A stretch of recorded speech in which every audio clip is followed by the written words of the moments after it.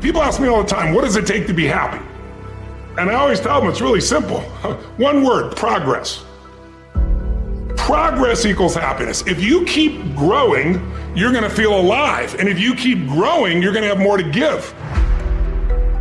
It doesn't matter how many statues, Oscars they give you, or Emmys, or how much money you have in the bank. We've all seen people have all those things, and I get the phone call because they're depressed, or somebody commits suicide in that area. It's really an inner game, and I think that's what's missing for us today. Everybody's focusing on the outside world, and hell, there's a lot of things in the outside world you'll never be able to control. You can influence, but you can't control it. This, your mind, your emotions, your body, you have 100% control over what you do with these things, and that's where the game is won. Win the inner game, then you win the outer game. But a lot of people spent their life trying to win the outer game, they won, and they're miserable. Someone can tell you your whole life you're a piece of crap, but you can say, screw you, read between the lines, and make your life work. Someone can tell you your whole life you're beautiful, you're intelligent, you're the smartest person in the world, and you don't believe it. Because self-esteem doesn't come from what people say about you. Self-esteem is earned within yourself. It's esteem for yourself, which only comes by doing things that are incredibly difficult, and then your brain goes, this is who I am. You really gotta figure out what you're made for, and nobody knows in the beginning. So you start where you are and you do what's in front of you, do what's next, and you keep growing until you start to discover, hey, this is my real passion. So identity is the number one thing I work to change with people, to expand it. Expand your own sense of who you really are and what you're capable of. And the mindset has to be destroy any limitation and move forward, move forward, move forward. I think passion is the genesis of genius. If you've got enough passion, you're gonna find answers nobody else does. But most people run out of fuel, meaning they get tired, they get exhausted, they get burnt out, they get the law of familiarity. They're around something so much they take it a little bit for granted. And I've managed to see something in myself that I've found in every great leader that I've ever respected, and that is, I value intelligence immensely, but I know really smart people can't fight their way out of a paper bag pragmatically, right? What I see as the one common denominator of people that are successful over a lifetime is the sustained hunger. Hunger is the number one factor.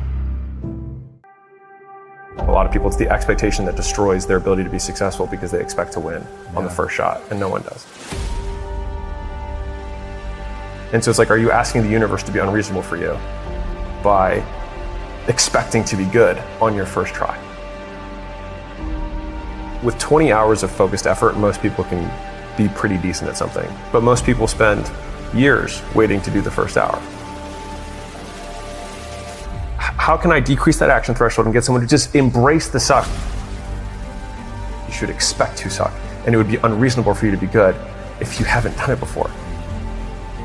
I think that most people know to get in shape or to lose weight, whatever, they know they need to eat fewer donuts and move more in general, but they don't, right? Because they're afraid of getting started, or they don't have the discipline to keep going, which is they can't make the short-term sacrifice for the long-term achievement. Once people understand you're going to fail, and you're going to fail a lot, and if you can't deal with that failure, then you won't do the things you need to do to ultimately be successful.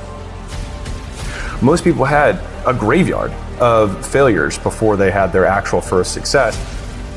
Is this the path for me? Well, if I started something, I would be more likely to be successful than if I did not start anything. Like when you squat, first time you squat, you're orienting yourself to your environment. You're barely actually squatting. You're just looking like you have a bar on your back.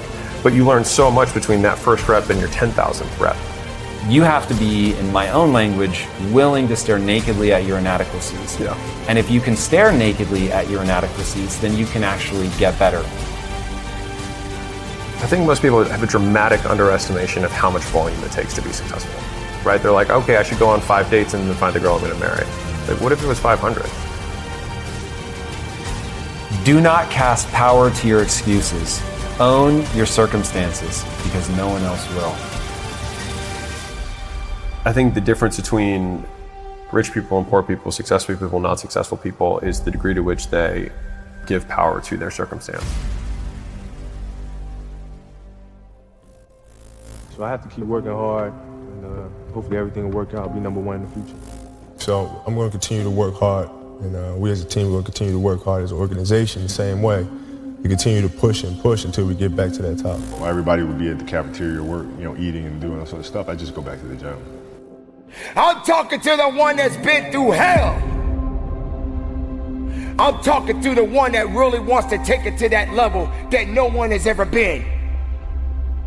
If you learn to put in 120%, I guarantee you one day you'll wake up 3 years from now, 5 years from now, 10 years, I don't know, and you'll make exactly what you want to make. You'll have the job you want to have. You'll have the position that you want. You'll have everything in life that you want. If you can learn not only to go to work, but I'm talking about go with all your energy, all your strength, and all your spirit. If you continue to believe that your best work is behind you, then you will never achieve what is ahead of you. You are going to have to get acquainted with pain, with discomfort, with inconvenience. Because hunger is the only thing that's going to give you the power to persevere through that pain. We spread ourselves too thin, don't know how to say no. And we find ourselves doing all kinds of things and never ever have time to do those things that we need to do to work on ourselves. And then there goes a second, there goes another second, there goes another second, and we can't stop and hold time. And before you know it, you wake up one day and you're behind in your dreams and your bills. Work like hell. I mean, you just have to put in 80 to 100 hour weeks every week. When someone gives you help, make sure you push it right back and give them help. What you gonna do on Monday? I don't see that. What you gonna do on Tuesday? Like you just showing me your dream. I don't see what you doing on Wednesday. What time you getting up on Saturday? What you doing on the weekend when everybody else chilling? Show me your plan. Don't just show me your dreams. It ain't gonna be easy. It's not gonna be a walk in the park. There's always more to give. You got to be willing to sacrifice. You got to be willing to hurt. You got to be willing to yell out. Whatever it takes, keep pushing forward. I'm telling you, this is a short window. You're not gonna be doing this at 47 years old, 58 years old, 62. So if you got 10 years, why not give 120? Because if you give 120, you guys have an opportunity of a lifetime, and it's a short window. I work because I'm hungry. I sacrifice because I'm never full. I lose sleep because I'm going after my dream. If other people are putting in 40-hour work weeks and you're putting in 100-hour work weeks, then you will achieve in 4 months what it takes them a year to achieve. And then another obsession of mine is to get people to understand skills have utility. You don't read a book to get an A on the test. You don't read a book to check something off a list. You read a book to learn something that lets you do something in the real world that other people can't do. And so Elon Musk has a great quote: "You're paid in direct proportion to the difficulty of the problems you solve." So you're learning something so you can solve problems, hard problems, that other people can't solve. And so once you understand, oh, this is mechanical. My brain is designed a certain way. There's a certain path that I have to walk to gain skills. And then skills let me do something other people can't do. And by doing things other people can't do, I'm able to serve myself and the group. That's fulfillment. Fulfillment's the point. It is so mechanistic. It's all just deadly simple. And when I'm giving honest answers, I'm always looping around, this is how the human mind works. And every time I say something controversial, it's always about biology. Like, if you want to fight it, fight it. You're going to die tired, and I will propel myself forward because I'm not judging what is true. I don't deal with the world the way that I wish it were. I deal with the world the way that it is. The thing with excuses is sometimes they're very true, but it doesn't serve you. It doesn't serve your goal. So are you going to let it sit with you, or are you going to find a way around it? So let's say a lot of people's reasoning, which was ours originally when we wanted to make movies, is we don't have enough money. So we're just going to go and do this thing until we have enough money. We don't have enough time. And the truth is, if you play the no BS, what would it actually take? And you say, I don't have enough money. Then you keep going down and go, well, how much money do I need? Okay, what would it take for me to get that money? And sometimes people don't want to look at the answers. So maybe it takes you having to sell your house, move in with your in-laws, and rent one of their bedrooms for the next 3 years, in order to save your money so that you can go and start a company. Well, some people don't want to do that. Okay, well at least now you have your answer and you're not sitting there using the excuse that you don't have enough money. You just looked at it and like, oh, for me to get there, I need to live with my in-laws for 3 years. I don't want to do that. And now you've just decided. And now you're not beating yourself up over, oh my God, I can't believe I'm not there yet. Or like with us with Quest, we didn't leave ourselves any room for excuses because we just went down that list of, are we giving this over? Are we doing this? Are we actually showing up? And if the answer is no, then how can you expect to reach your goal? So once we sit there and go, what is our goal? To build a studio as big as Disney. All right, before you even get started, we sit there and go, what? Like, no BS. Don't try and say like the things that we want it to be true. But actually, what is true, that what would need to be true in order for us to build a studio as big as Disney? And so we sat there and we said, okay, it's going to take us to put our own capital in. It's going to take us to work hard. What does work hard look like? Is it a certain amount of hours? Is it a certain amount of achievements where you put things into place and you make sure you're always incrementally working towards that? Is it that maybe you have to, so this is exactly what we did with Quest. It was, we have to put the house on the line. And that was like the no BS, that's what it's going to take for us to go all in and build Quest Nutrition. And so once we sat there and said, okay, it's going to take us to put our house on the line, it's going to take me at the time to be the supportive wife to come in and help you out. It's going to take no vacations. It's going to mean you're going to need to take a third of your pay cut. Like we literally sat down and wrote a laundry list of what it's going to take to start in Quest Nutrition. And once we had that list, we just looked at each other and we're like, all right, are we willing to do it? And when the answer is yes, now you just know what you're heading towards. You know the type of path that you're about to approach. And so there's no surprises. There's no all of a sudden him coming home and going, yeah, babe, so the business isn't doing well. And so, oh my God, I'm so sorry, but we lose our house, right? There's no surprise. We've established what we're going to do in order to go for that goal. And in that comes the sacrifices. What are you willing to sacrifice? What are the things that you're okay with putting aside for now? And a lot of that was my self-esteem, my ego of like, I didn't know what I was doing. So every day I'm struggling, I'm trying to figure something out and I'm keep failing. But I knew that I had to learn in order to get to the goal that we wanted to get to. So I knew every day I had to get back up. And then the same with him, with the skill sets. What skill sets do I have to learn in order to get to the goal that we want to get to? And that comes with a lot of freaking sacrifices. I'm no longer going to value myself for being good, smart, right, worthy. I'm going to value myself entirely for figuring out what I need to get good at to achieve my goals, and then I'm just going to do that. And I'm going to do it knowing that success cannot be guaranteed. The rich will become richer, the poor will become poorer, and the middle class will get wiped out. And the reason why is because some people, rich people, will understand money and they will continue teaching their kids. And everybody else, the majority of people who have no idea what's happening, will continue to become poorer because they don't even see it happening. The moment you take a paycheck, you're an employee, and that's the mindset. So my rich dad never paid me. It drove my poor dad, government employee, nuts. You gotta pay people, you gotta pay people.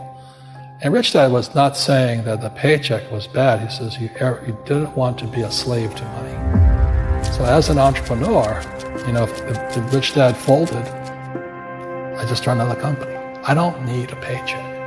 I don't need anybody to take care of me. If my government doesn't like me, I move to another country because they need entrepreneurs there. So the entrepreneur is not so much the business. The entrepreneur is really the mindset and the skill sets and the different set of rules. Small business does not operate in the same rules as big business. Entrepreneur is a mindset first, a skill set, and rules. And depending upon whether you're an employee or a small business, the rules are different. The mindsets are different. The skill sets are different. You inherited that, whatever it is, that poverty. You inherited that mindset, that idea of scarcity, that idea that you don't have enough money. You inherited that. Building wealth becomes a revolutionary act. Because now you start saying, I'm going to go against what I was taught. Right? And so I said, I started with $25. If you can do $25 a month, that's cool.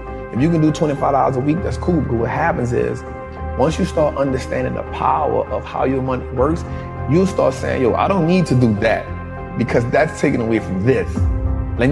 That 25 will now become $50. Guaranteed. That 50 will now become 100 because you're gonna start doing more with less. The person who works out and sees that they drop 10 pounds in 2 weeks says, you know what, I'm gonna go a little harder because I know if I can drop 10, I can drop 20.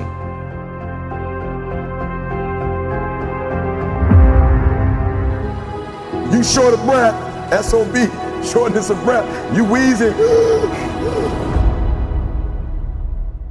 The only thing you trying to do is get some air. You don't care about no basketball game. You don't care what's on TV. You don't care about nobody calling you. You don't care about a party. The only thing you care about when you're trying to breathe is to get some fresh air. That's it. And when you get to the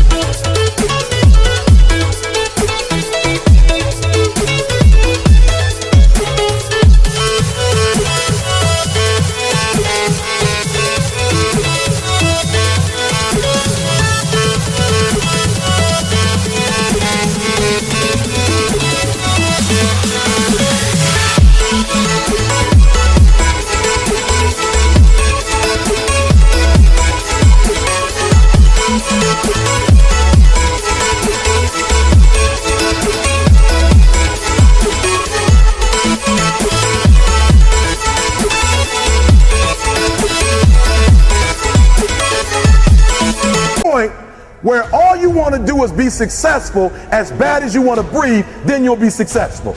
And I'm here to tell you, number one, that most of you say you want to be successful, but you don't want it bad. You just kind of want it. You don't want it badder than you want to party. You don't want it as much as you want to be cool. Most of you don't want success as much as you want to sleep. Some of you love sleep more than you love success. And I'm here to tell you today, if you're going to be successful, you got to be willing to give up sleep.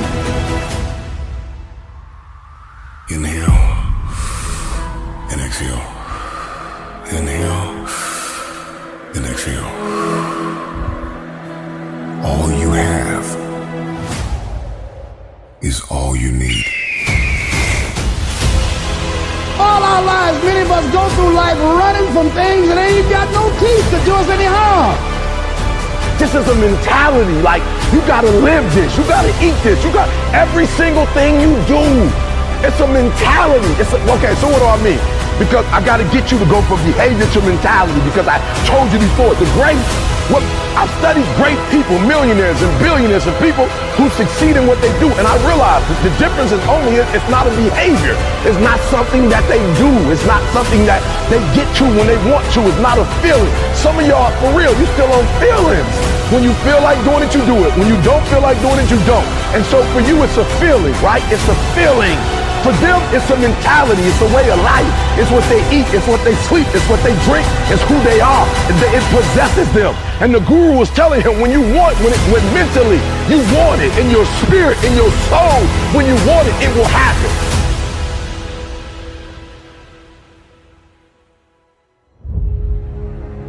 It's all back down to a very primitive mindset of we just have to do. It's like breathing. Breathing becomes normal. Like we don't even know that we're doing it. That's how you have to live your life. When that alarm clock goes off at 4 or 5 in the morning, your mind says no. You just say, this is what we do. It's what we do now. Change the way you see yourself and begin to tend to the personal details. Understand that nobody's going to take care of your business better than you. And when I start changing that kind of mindset of beating myself up because of my mistakes and start looking at the possibility of my doing better, of my making the adjustment that would enable me to do what I want to do successfully, things begin to change. Your dream is worth fighting for. If you desire to move from dreaming your dream to living your dream, you must recognize your value, and you have to be willing to hold out for what you deserve. We all got a responsibility. We all got to be accountable. We all got to put in work, but don't give up. Because there's somebody out there right now that is hurting. There's somebody out there right now that is struggling. There's somebody out there right now that's got it a little bit tougher than you do. So why are you gonna give up now? Hear me! Get your hopes up and don't you ever settle! So I'm saying that we have to work through the challenges of life and learning how to begin to work to quantify ourselves. Repeat after me, please. I can live my dream. I can find my purpose in life. And live my purpose. I deserve more for myself. I deserve more from life. When you want something bad, you can't count the cost. Because if you count the cost and you see how much it costs, you might quit. You might give up. So you got to go in knowing that I don't count the cost. I do as many push-ups as it takes, as many sit-ups as it takes, as many reps as it takes. I study as long as it takes. I pay whatever the price is. Why? Because if I start counting the cost, I might quit. I might give up. I might surrender. Don't count the cost. You don't count the cost on this one.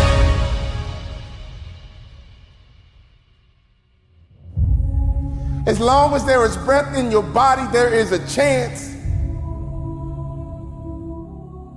As long as there's breath in your lungs, there's hope in your heart. As long as you're breathing, yes, you can.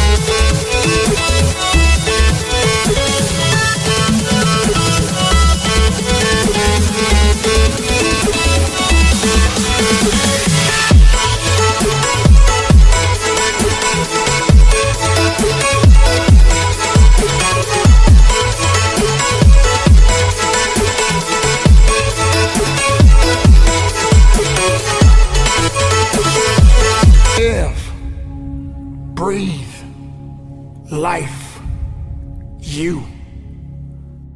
That's what it's about. And so think of it this way, 0 to 21 is springtime. Things are easy to grow in springtime. You don't have to do that much. Growing as a kid happens naturally. But overall, life is supporting you. It's sending you, teaching you, sharing with you. Now, when you get from 21 to 41 or 22 to 42, whatever range you want to talk about, you now are in the real world. And now you go test what you learned in your springtime. So you start to learn, test, figure out what's real. And it's an important stage of life. 42, 43 to 62, 63 is the power of your life. If you worked hard in the spring and the summer, and you put yourself out there and you planted, it's a reaping time. It's a time when you really become a leader. And then if you're lucky, you go from 63 to 83 and maybe 83 to 103, and you have an extended final season of your life where you get to be the mentor, you get to share. You get to make a difference. And maybe towards the end of your life, people look out for you again after you looked out for everybody else. That's kind of the cycle of life. What if you're born in 1910? World War I ends, the world looks like it's a great place, new technology, cars, radio, and then what happens? An explosion of abundance, the roaring 20s, and so you're a kid, you're 14, 15 years old, and you're like, I can't wait to get a car, to go. But what happened when that person hit the next stage of life at 19, 20, 21 years old? As they came of age, it's 1929. And suddenly, people are jumping out of buildings, total depression, dust bowl, nobody's got jobs. It looks horrific, and it was horrific. But did they get a break? No, when they turned 29, it's 1939. It looked like the whole world was gonna end. Hitler was sweeping across Europe, bombing London. It literally looked like the world as we know it was over. This is what gives me great optimism for everyone watching here. Winter's not forever. No pandemic lives forever. Everything changes and everything ends. And the good news about winter is it's always followed by springtime. What follows the night? The daytime. What a cool way to set it up if you were God or the universe. The first thing I do every single morning is I go in freezing cold water. And when you jump in, it never feels good to go in, but getting out, you feel incredible. But I do it for a different reason. I do it to train my brain to say, when I say now, it means now. When I say go, we go. I don't stand there because it's cold and go maybe in a minute when I'm ready. But I always do it because I've trained my brain. This is how we work. And if you train your brain to do that every single day, then it'll do it on the more difficult and important things in life. But the essence of it is, I change my body radically, and I do 3 things to make sure that my brain is primed. And what I mean by primed is, most people think their thoughts are their thoughts, Lewis, and you and I know better. Most people just don't understand that you are being primed all the time, and unless you prime yourself, you're gonna be primed by the environment. So I wanna take control of my brain, so I do 3 quick things. 1, I take 3 minutes of those 10 minutes, after I've changed my body, and I focus on 3 different events in my life that I'm grateful for. I usually pick 2 big ones and 1 small one. It could be as simple as a smile on my daughter's face, and it changes your biochemistry. Then real fast, I do this 3-minute process that's kind of like a blessing, and then 3 minutes, the last 3 minutes are called 3 to Thrive, where I focus on 3 things I want to accomplish, but instead of thinking I want to accomplish, I see, feel, and experience it as done. I feel grateful, I celebrate it, and it trains your brain. So in 10 minutes, I'm done. 3rd thing that I'll do, I immediately send a message or a text or an audio message to somebody as a sincere compliment. And I don't go, dude, great job, or wow, you're cool. I say, hey, listen, I saw you on Tuesday with those kids, and I saw you take that extra 20 minutes no one else did. And I just want you to know, I saw that, I thought that was incredible. So I'm always very specific so they know it's not just some positive thinking bullshit call, it's sincerely doing it. It makes me constantly look for the good in the people I work with. 4th thing I do is whatever I don't want to do, the most challenging part of the day. What's a story we all love? It's the comeback story. It's the comeback, it's the Rocky, it's that music where all of a sudden you step back up and you take control and rock. Good times create weak people. Weak people create bad times. Bad times create strong people. Strong people create good times. Behind the barbed wire, who can teach me the etiquette? The etiquette for being misunderstood. I war with uneasiness. Everything average makes me sick. Beyond the reach of crowds, what do?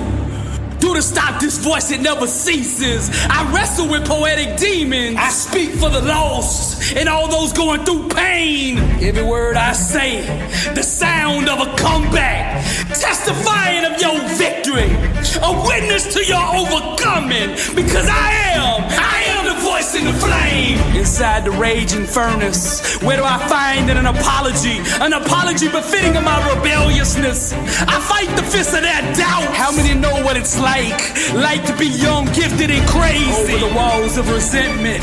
Why am I so hard for others to accept? Must they slander every corner of my existence? Then let it be as they wish, for I am the voice. Every word, the sound of a comeback, testifying to your victory. I am a witness to your overcoming, because I am burning. I'm the voice in the flame. How many know what it's like to be young, gifted, and crazy? I argue with emptiness.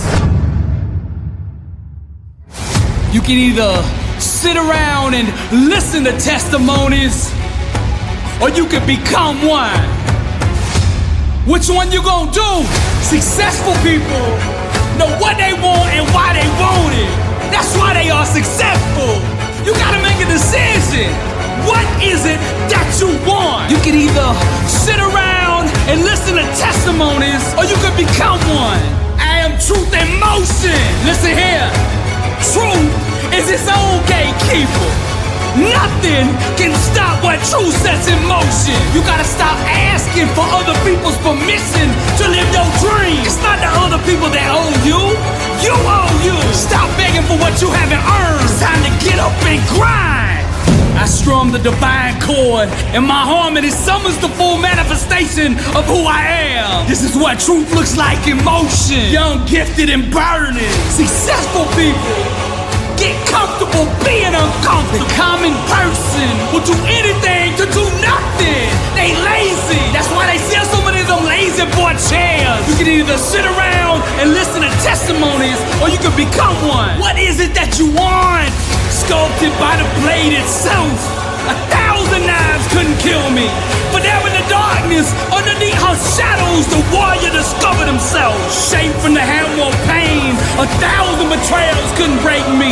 But there in the storm, at the very center of her chaos, the champion in me got stronger. Truth is the gatekeeper. Stop asking the world for permission to live your dream. The less we entertain lower level thinking, the less we will experience its outcomes. You can either sit around and listen to testimonies, or you could become one.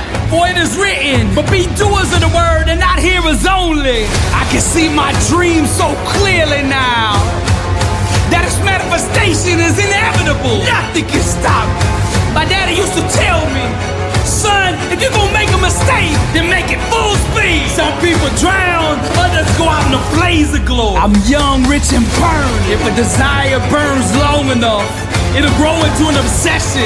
Whatever becomes an obsession will eventually become a reality. Religion talks about truth, but true awareness demonstrates it. Greatness is in the details, shaped from the hammer of pain. 1,000 failures couldn't stop me. Carved out with the razors of suffering. 1,000 lies couldn't fool me. For in the moment of trial, beyond the grasp of all hope, I wrote my own story. I dreamed my own dream. I seized the moment. I made the decision to stop asking for permission. But there in the night, above her angry mountains, the seven thunders gave birth to a warrior. Death belongs to the unaware. Those who have awakened know only eternity. I am truth in motion. I strum the divine chord, and my harmony summons the full manifestation of who I am. You can either sit around and listen to testimonies, or you can become one.